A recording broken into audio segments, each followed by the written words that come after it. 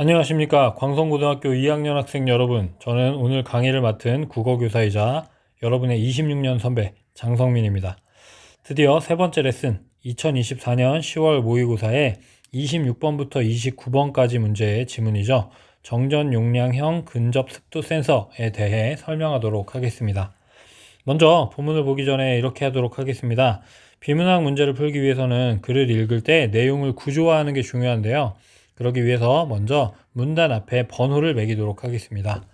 자, 이 글은 보면 1번, 2번, 3번, 4번, 5번 총 5개의 문단으로 이루어져 있네요. 각각의 문단에서 어떤 내용을 다루고 있는지 확인하면서 본문을 한번 살펴보도록 하겠습니다. 먼저 첫 번째 문단으로 가보도록 하겠습니다. 자, 첫 번째 문단은 정전 용량형 근접 습도 센서는 전극에 축적되는 전하의 용량인 정전 용량의 변화를 이용하여 인체나 기계의 물리적 접촉 없이 습도 변화를 감지하는 센서이다 라는 문장으로 시작하고 있네요. 자, 어려운 과학 용어가 조금 많이 나오고 있어요. 여러분들이 각각의 단어가 무슨 뜻인지를 제대로 알고 넘어가야 됩니다. 이때 사전을 여러분들이 찾아보는 게 좋을 텐데 어떤 사전을 찾아보는 게 좋을까요? 그렇죠. 표준국어 대사전을 찾아보도록 해야 합니다.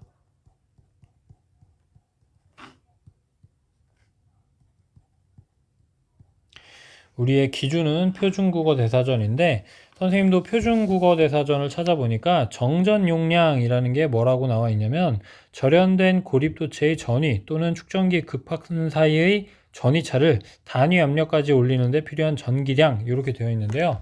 중요한 게 가장 마지막 부분에 뭐라고 얘기를 했냐면 등호를 해놓고 전기 용량이라고 쓰여 있었어요. 자, 우리 정전 용량 이러면 어렵게 느껴지는데 전기 용량이라고 하니까 뭔가 쉬운 단어 같죠? 맞습니다. 좀 편안하게 생각해서 전기 용량이다 이렇게 보고 진행하면 될 것 같습니다. 정전 용량형 근접 습도 센서. 자, 이거는 전극은 전기가 드나드는 곳이에요. 여기에 축적, 쌓이는 전하, 이 물체가 띄고 있는 정전기의 양을 전하라고 하는데 이 용량인 정전 용량의 변화를 이용해서 인체나 기계의 물리적 접촉 없이 접촉하지 않아도 습도 변화를 감지하는 그런 센서. 센서는 찾아보니까 감지기라고 되어 있더라고요. 어쨌든 이런 센서이다 라는 건데 자, 첫 번째 문장은 보니까 정전 용량형 근접 습도 센서의 개념을 설명해 주고 있습니다. 이것은 어떤 논지 전개 방식이냐? 그렇죠. 정의에 해당하죠. 정전 용량형 근접 습도 센서의 개념을 정의하고 있습니다. 이 센서는 공중보건을 위해 엘리베이터나 출입문의 버튼 등 다중 이용 시설에 활용되고 있다. 이렇게 설명을 하고 있네요. 그래서 첫 번째 문장에서는 뭐에 대해서 이야기하고 있느냐? 어떤 소재가 나왔죠? 그렇죠. 정전 용량형 근접은 가까워지다 이런 뜻이죠. 습도는 물기를 얘기하는 거고요. 센서는 감지기였고 자, 이게 정전 용량의 변화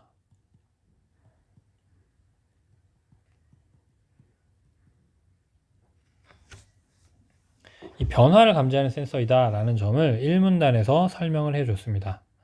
2문단으로 내려가 보도록 하겠습니다. 일반적으로 정전 용량형 근접 습도 센서는 전기 회로에 연결된 축전지 등으로 구성된다.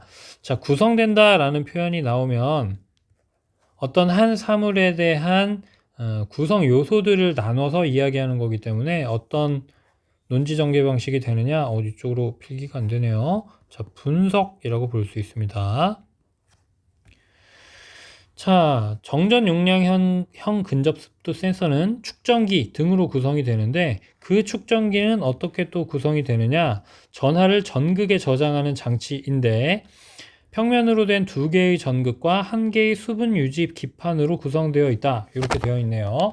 자, 축전기는 무엇이다 라고 하니까 요 부분, 앞부분은 개념을 정의하는 정의라고 볼 수 있겠고요. 요 뒷부분은 두 개의 전극, 한 개의 수분 유지 기판, 구성 요소들을 설명하고 있기 때문에 분석으로 볼 수 있겠습니다. 자, 축전기는 전하를 전극에 저장하는, 그러니까 전기를 저장하는 그런 장치라고 볼 수 있겠죠. 그런데 전극 두 개, 수분 유지 기판 하나 이렇게 구성이 되어 있다고 합니다. 두 개의 전극은 전기가 통하는 도체. 자, 전극은 도체예요, 도체. 전기가 통하는 소재이고요. 축전기 상부와 하부에 각각 고정되어 있다. 자, 세 개, 그 두 개의 전극, 그 다음에 수분 유지 기판이 있는데 상하에 전극이 있고 그 가운데에 수분 유지 기판이 있는 그런 형태입니다. 이때 얇은 투습성 소재로, 투습성은 이제 습기를 투과시키는, 습기가 통과하는 그런 소재이겠죠. 이때 얇은 투습성 소재로 제작된 상부 전극은 센서 외부로 노출되어 있어 센서 외부의 물 분자가 축전기 내부로 유입되는 통로가 된다. 자, 상부 전극에 대한 설명을 이 부분에서 해주고 있습니다. 센서 외부로 노출되어 있고 물 분자가 축전기 내부로 들어올 수 있게 하는 통로가 된다. 하부 전극은 축전기 내부 아래에서 상부 전극을 마주보고 위치하여 있는데 이들 상하부 전극 사이에 전기가 통하지 않는 부도체인 수분 유지 기판이 끼워져 있다. 자, 간단하게 그림을 그려보면 예를 들어서 네모 형태라고 봅시다. 이게 이제 상부 전극, 이게 하부 전극. 이 두 전극은 모두 도체입니다. 전기가 통하는 소재죠.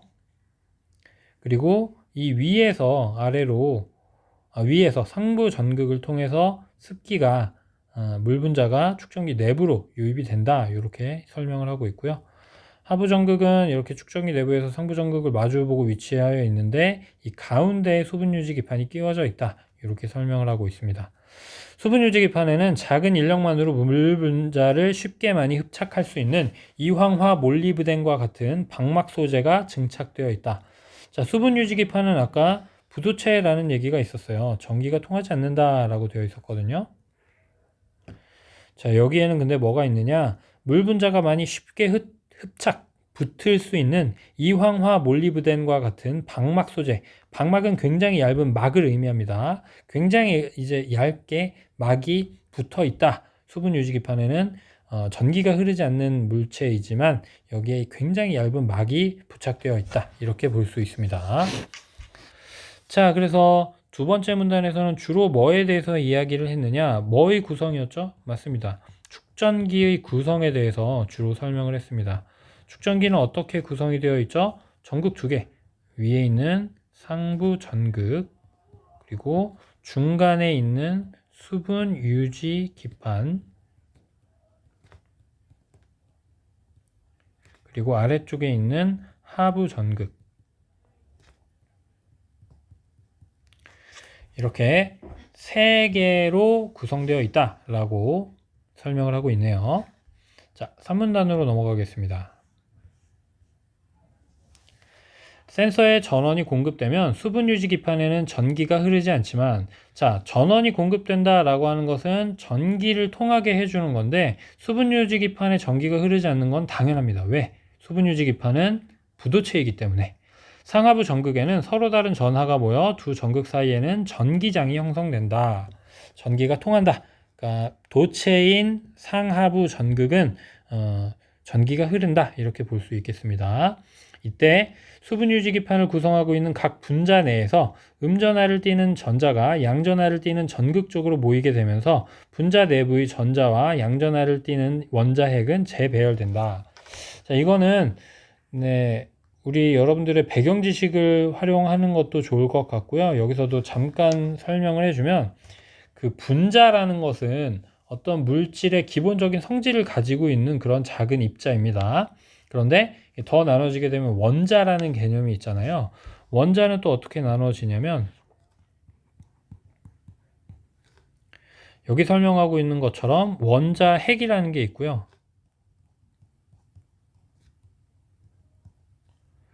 자, 원자핵 주변을 돌고 있는 전하가 있어요. 자, 그런데 여기에서의 설명을 보더라도 이 원자핵은 양전하를 띠고 있다라고 되어 있죠. 그리고 전자는 음전하를 띠고 있습니다. 자, 그러니까 원자핵이 있을 때 가운데 원자핵이 있고 전하가 이제 바깥쪽에 위치해서 마치 지구와 달처럼 전하가 이렇게 바깥쪽에 위치해서 돌고 있다. 돌고 있다라는 얘기는 어쨌든 없지만 여기서 이제 바깥쪽 외부 쪽에 바깥쪽에 완전히 원자 밖에 나가는 건 아닙니다. 원자 내부에 원자핵과 전하가 있는데 자, 여기 설명을 보면요. 수분 유지기판을 구성하고 있는 분자 내에서 전자가 양전하를 띠는 전극 쪽으로 모이게 되면서 분자 내부의 전자 그리고 원자핵이 재배열된다 이렇게 얘기를 하고 있어요. 그럼 분자 내부에 원자가 있는데 이 원자가 어떻게 재배열되는 것이냐? 자, 원래는 이 거리가 전하와 원자핵 사이의 거리가 거의 일정한데 이렇게 재배열이 되게 되면은 원자 내부에서 거리가 이렇게 좀 멀어지게 되는 겁니다. 원자핵이 한쪽 끝으로 가고 전하가 선생님이 실수했네요. 전하가 아니라 전자입니다. 전자죠, 전자. 그리고 여기도 전자입니다. 전자.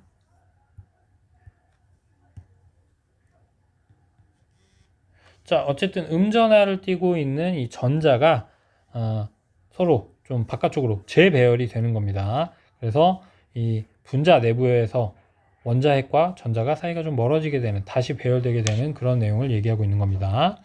그 결과 기판 내부에서는 분자 간의 경계에 위치한 음전하와 양전하가 상쇄되고 상하부 전극과 접하는 기판 상하부 표면의 한쪽은 음전하, 한쪽은 양전하가 분포된다. 이렇게 부두체의 표면에 전하가 형성되는 현상을 분극이라고 한다. 선생님이 지금 여기에다가 이렇게 설명을 해놨는데 이게 이제 분극이라고 할 수 있습니다. 그럼 이게 분자 내에서 분자 외부로 가는 게 아니고요. 분자 내에서 원자핵과 전하가 재배열되는 것이다. 이렇게 이제 설명을 할 수 있는 거죠.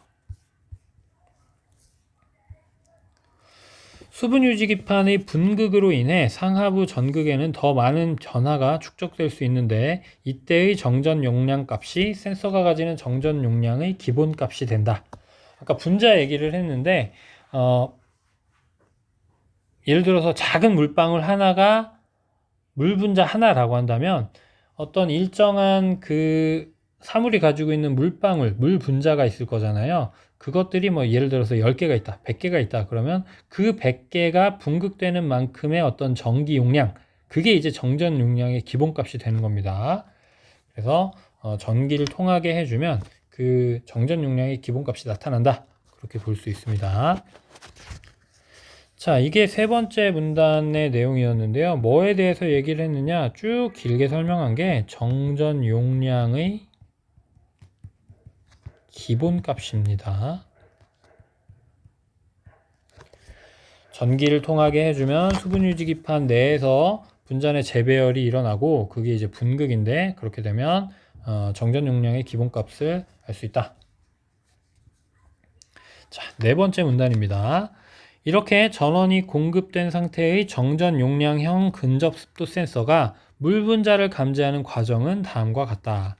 자, 4문단에서는 물 분자를 감지하는 과정, 이 센서가 분자를 감지하는 과정에 대해서 설명을 하고 있습니다. 그러면 자연스럽게 이 문단에서 나타내는 논지 전개 방식은 무엇일 거냐? 과정이 되겠죠. 과정의 방식으로 설명하고 있습니다. 보면요. 물 분자가 공기 중으로 확산되어 센서로 이동하면 상부 전극을 투과하여 수분 유지 기판에 흡착된다. 아까 2문단이었나요? 3문단이었나요?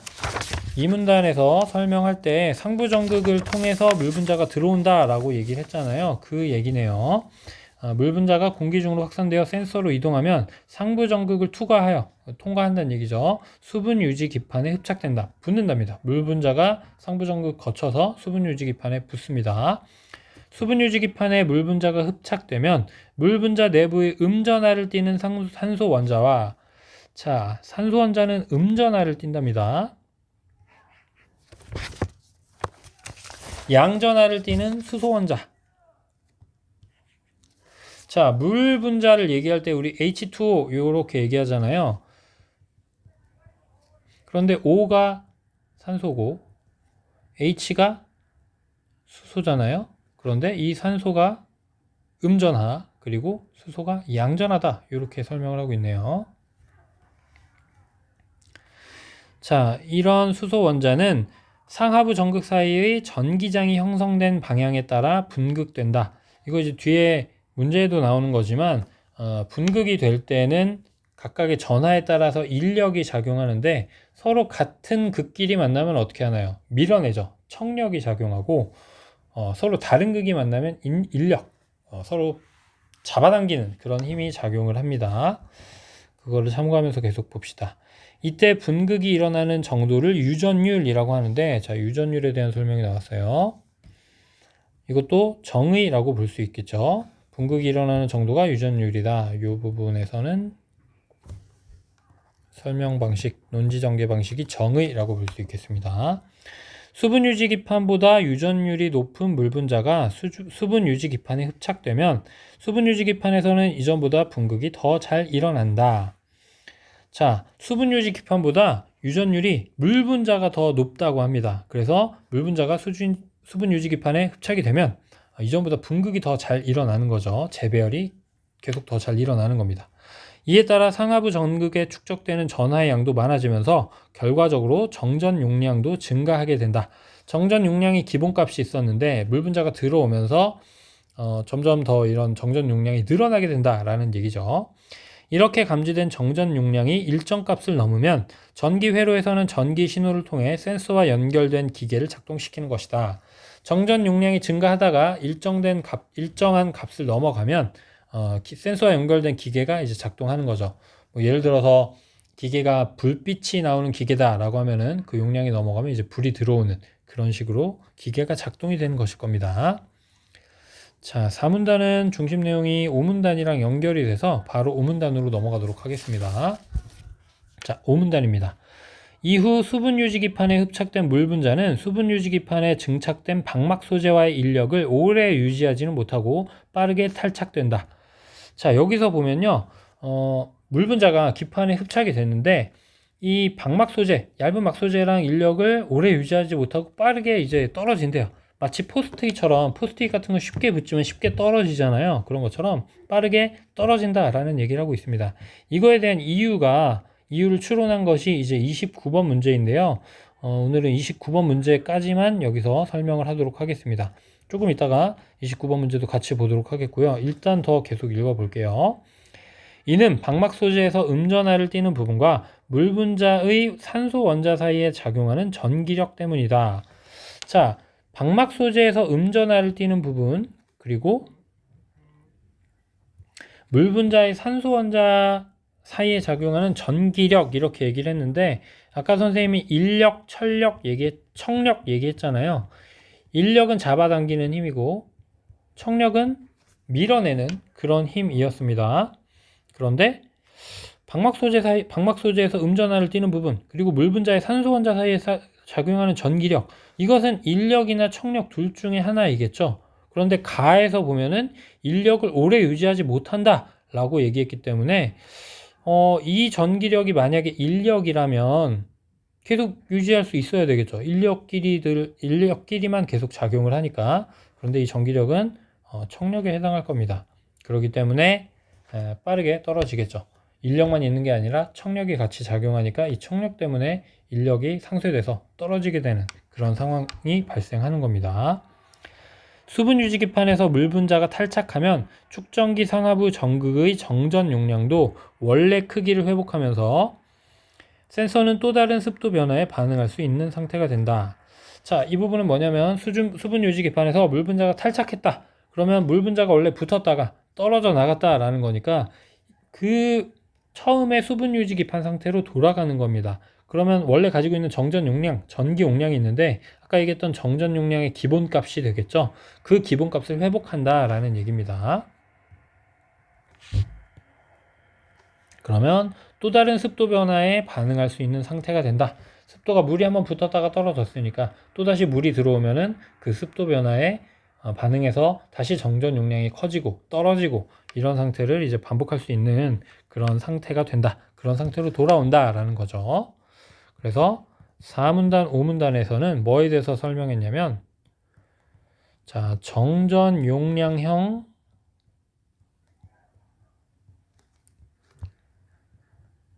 근접 습도 센서가 과정이었죠. 근데 뭐 하는 과정이죠, 지금? 그렇죠. 작동 과정입니다. 어떻게 작동하는가? 물 분자가 들어왔을 때 어떤 식으로 붙었다가 떨어지는가를 설명했습니다. 자, 그러면 아까 얘기했던 대로 29번 문제를 한번 보도록 하겠습니다. 가의 이유를 추론한 것으로 가장 적절한 것은 했는데 자, 가가 지금 이후 수분유지기판에 흡착된 물 분자는 수분유지기판에 증착된 방막 소재와 인력을 오래 유지하지 못하고 빠르게 탈착된다. 이렇게 얘기를 했어요. 이게 이제 정답이 5번입니다. 5번 먼저 볼게요. 수분유지기판의 방막 소재와 물 분자의 산소 원자가 서로 밀어내는 전기력이 방막 소재와 물 분자 사이의 인력보다 크게 작용하기 때문이다. 이렇게 얘기를 하고 있어요. 자, 이거 헷갈리니까 한번 그림으로 한번 보겠습니다. 자, 물 분자가 있고요. 방막 소재가 있습니다. 자, 요 둘은 서로 잡아당기는 인력이 작용을 했어요. 자, 그런데 방막 소재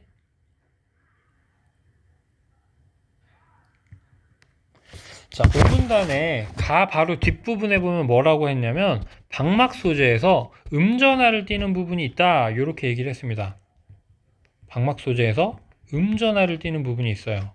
그리고 물 분자는 지금 두 개로 나눠지죠. 물 분자는 산소 원자, 수소 원자 이렇게 나눠지는데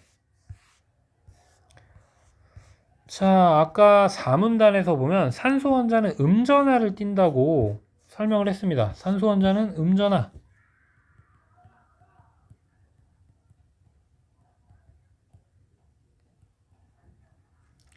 자, 그러면 음전하와 음전하 사이에 어떤 전기력이 발생하게 되는데 이 전기력은 어떤 전기력이냐?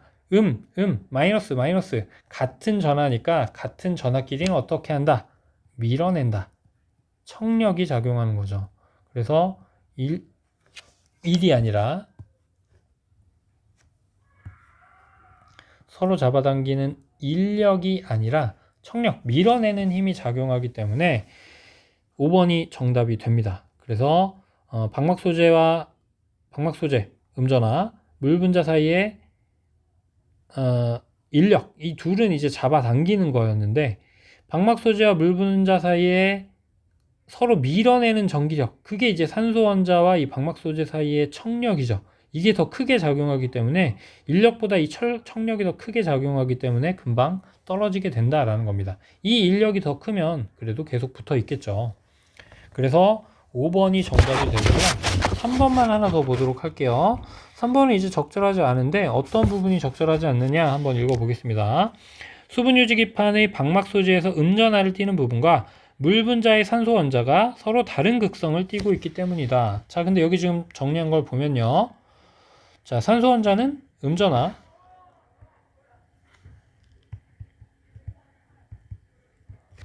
방막 소재에서도 음전하를 띠는 부분이 있다라고 얘기를 했잖아요. 그럼 음전하 서로 같은 극성이죠. 여기는 서로 다른 극성이라고 했기 때문에 이 설명이 틀립니다. 그래서 3번도 이 부분 때문에 답이 아니고 정답은 5번입니다. 자, 이렇게 해서 다른 문제들은 이제 26번, 27번, 28번 같은 경우도 있는데 선생님의 이 설명들을 한번 쭉 읽어보면서 문제들을 잘 살펴보고 또 우리 그 해설도 있거든요. 해설도 참고하면서 공부하게 되면 여러분들 시험 문제 해결하는 데는 아무 어려움이 없을 거라고 판단이 됩니다. 자, 이렇게 해서 정전 용량형 근접 습도 센서에 대한 세 번째 레슨을 마치도록 하겠습니다.